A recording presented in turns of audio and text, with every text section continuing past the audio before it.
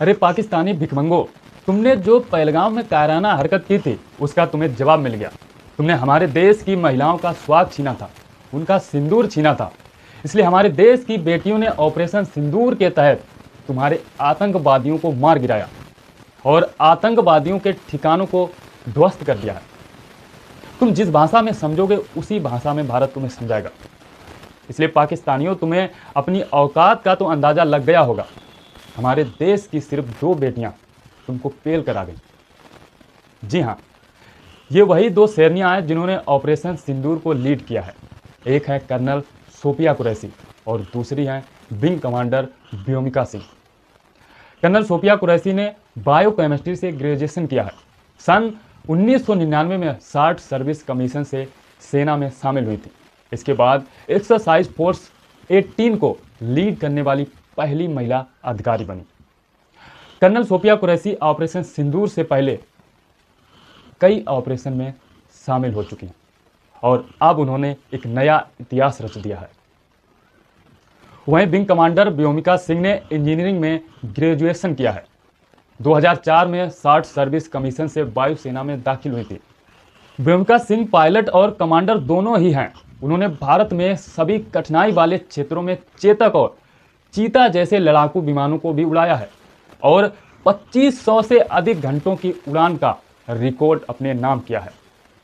और अब दोनों ने मिलकर ऑपरेशन सिंदूर को लीड किया और इतना ही नहीं, आतंकवादियों के 9 ठिकानों को ध्वस्त किया, जिसमें 100 से अधिक आतंकियों की मरने की संख्या है।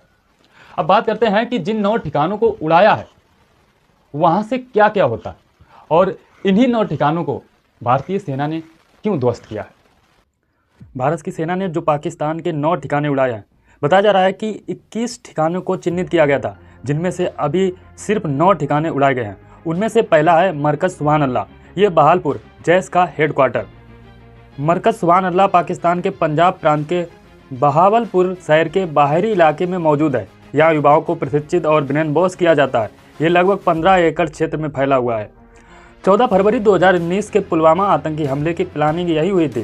पुलवामा हमले के आतंकियों को इसी कैंप में प्रशिक्षण दिया गया था।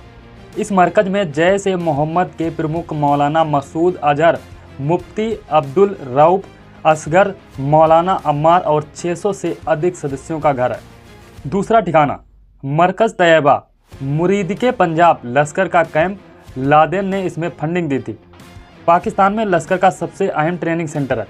इसकी स्थापना 2000 में हुई थी और एरिया करीब 82 एकड़ है। ओसामा बिन लादेन ने 1 करोड़ रुपए की फंडिंग की थी। अजमल कसाब समेत 26/11 मुंबई हमले के सभी अपराधियों को यहाँ ट्रेनिंग मिली थी। यहाँ पाकिस्तान ही नहीं, दूसरे देशों से आए आतंकियों को भी ट्रेनिंग मिलती है। लश्कर का मास्टरमाइंड माने जाने वाले आमिर हमजा, अब्दुल रहमान, आबिद और जफर इकबाल यहीं रहते हैं। तीसरा ठिकाना सरजाल, तहरा कला फैसिलिटी, जैश की अहम लॉन्चिंग साइट। इसी जगह से भारत पाक सीमा के नीचे सुरंगों की खुदाई करवाई जाती है, जिनका इस्तेमाल आतंकियों की घुसपैठ के लिए होता है। ये सेंटर भारतीय सीमा से सिर्फ 6 किलोमीटर की दूरी पर है। यहाँ से ड्रोन के जरिए हथियार, गोला बारूद और ड्रग्स भारत में गिराए जाते हैं। यह सेंटर प्राथमिक स्वास्थ्य केंद्र की आड़ में चलाया जाता है, जहाँ पर 20 से 25 आतंकी हमेशा तैनात रहते हैं। चौथा ठिकाना मैमूना जोया, सियालकोट, हिजबुल मुजाहिदीन का ट्रेनिंग कैंप है। ये पंजाब में कोटली भुट्टा सरकारी अस्पताल के पास स्थित है। पाकिस्तानी खुफिया एजेंसी ISI की मदद से इसकी स्थापना हुई थी। आतंकियों को भारत में घुसपैठ करने और हथियारों की तस्करी की ट्रेनिंग दी जाती है। यहाँ हिजबुल मुजाहिदीन और जैश ए मोहम्मद के लड़के ट्रेनिंग किए जाते हैं। मोहम्मद इरफान खान, अबू लाला, माज भाई और इरफान गुम्मन जैसे हिजबुल मुजाहिदीन के आतंकी यहाँ से ऑपरेट करते हैं। यहाँ आमतौर पर 25 से 30 आतंकी हमेशा रहते हैं। पांचवा ठिकाना मरकज अहले हदीस, बरनाल, लश्कर ए तैयबा का बड़ा अड्डा। पुंछ राजौरी सियासी सेक्टर में आतंकियों और हथियारों की घुसपैठ के लिए इसका इस्तेमाल किया जाता है। आतंकियों को भारत में घुसपैठ से पहले यहीं पर लाकर ठहराया जाता है। इस मरकज में 100 से 150 आतंकियों के रुकने की व्यवस्था है। आमतौर पर यहाँ 40 से 50 आतंकी हमेशा रहते हैं। कासिम गुज्जर, कासिम खांडा, अनस जर्रार, खुबैब यहाँ कई बार आ चुके हैं। छठा ठिकाना मरकज अब्बास कोटली जैश का प्रमुख सेंटर। यह पीओके के कोटली शहर में मिलिट्री कैंप से 2 किलोमीटर की दूरी पर मौजूद है। इस इमारत में 100 से 125 जैश कैडर के ठहरने की क्षमता है। हाफिज अब्दुल शकूर उर्फ कारी जर्रार इसका प्रमुख है। जर्रार जैश मोहम्मद की शूरा काउंसिलिंग का सदस्य है। जर्रार को एनआईए ने 2016 में जम्मू के नगरोटा स्थित भारतीय सेना शिविर पर हमले के मामले में वांटेड बनाया था। 7वां ठिकाना मस्कर राहिल शाहिद कोटली में है। हिजबुल का ये ट्रेनिंग सेंटर है। सुनसान और पहाड़ी इलाके में है, जहां सिर्फ कच्चे रास्ते से पहुंचा जा सकता है। यहाँ आतंकियों को हथियार चलाने की ट्रेनिंग दी जाती है। स्नाइपर्स की भी स्पेशल ट्रेनिंग होती है। पहाड़ों में जंग लड़ने और सर्वाइवल ट्रेनिंग भी दी जाती है।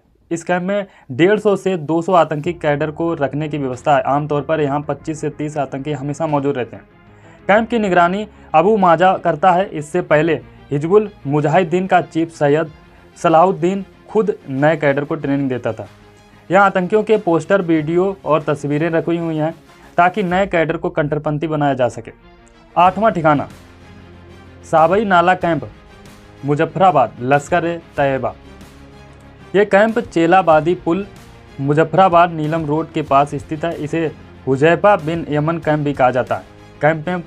कैंप में firing range, training ground, LET, मदरसा और लगभग 40 कमरे हैं। यहाँ 200 से 250 आतंकियों के रुकने की क्षमता है। आमतौर पर यहाँ 40 से 50 आतंकी हमेशा रहते हैं।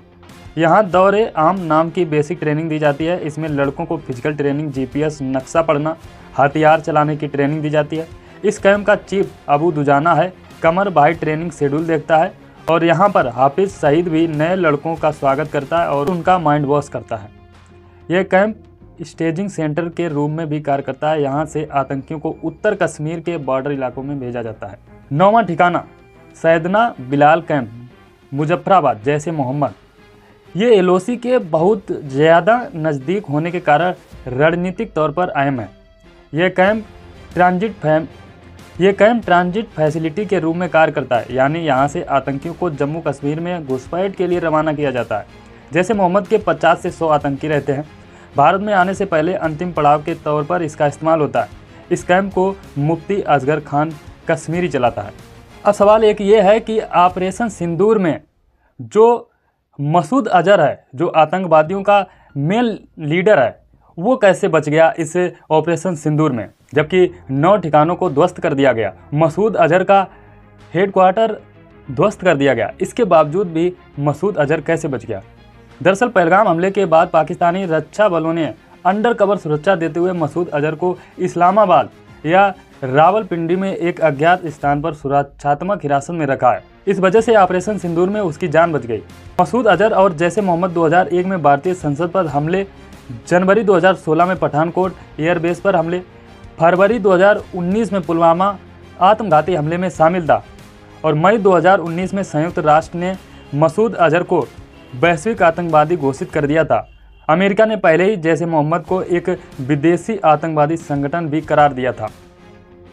हालांकि इस ऑपरेशन सिंदूर हमले में मसूद अजहर के परिवार के करीब 10 लोग मारे गए हैं। मसूद अजहर की पत्नी, भाई, बहन और जीजा, इसके अलावा भांजा भांजी भी, ऐसे पूरे परिवार के लोग लगभग मारे जा चुके हैं। अब सिर्फ यही जो आतंकवाद का मेन मास्टरमाइंड है मसूद अजहर, यही बचा हुआ है।